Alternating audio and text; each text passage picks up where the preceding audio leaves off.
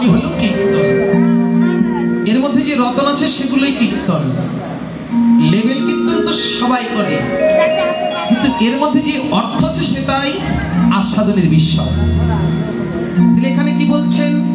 আস্তে আস্তে আমাইরা অভিনয় তৈছন্ন করত পুলকিতনু নয়নে আনন্দের লোক। অভিনয় বোঝেন তো? ভগবান অভিনয় করছে। আজকে অভিনেতা হয়ে গেছে ভগবান।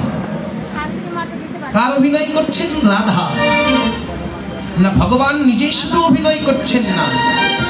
এই যে ও বিউটির মা, এখানে তুমিও অভিনেতা। আসে নাকি? মিলে গেল নাকি? নাম মিলে গেছে নাকি? মেলেনি? যাক ভালো। এই গতকালকে আমরা 5 বিবি না, গতকালকের আগে 5 বিবি ছিলাম। যেই বলেছি একজন বলছে নাম পেলেন না দাদা, আমার নামই ঘুরে ঘুরে বলতে হলে। যাক তাও ভালো। যা এই যে এখানে আমি কীর্তন করছি, আমার ছেলে এসে আমাকে বলছে বাবা, একজন মেয়ে এসে আমাকে বলছে স্বামী, এই যে এই ছেলেটা আমাকে এসে বলছে দাদা, এই এসে বলছে মামা, এ বলছে কাকা।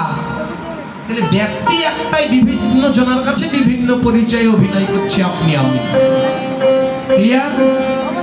কিন্তু ভালো করে ভেবে দেখুন মা, অভিনয় যখন শেষ হয়ে যায়, এই ঠাকুমা অভিনয় শেষ হলে কি হবে? আস্তে, অভিনয় শেষ হলে কি হবে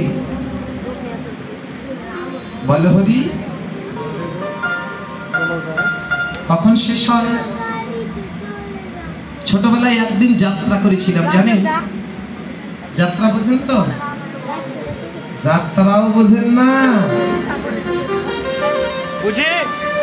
হ্যাঁ, নাচ গান হয়, মুখে রং মেখে সুন্দর করে অভিনয় করে।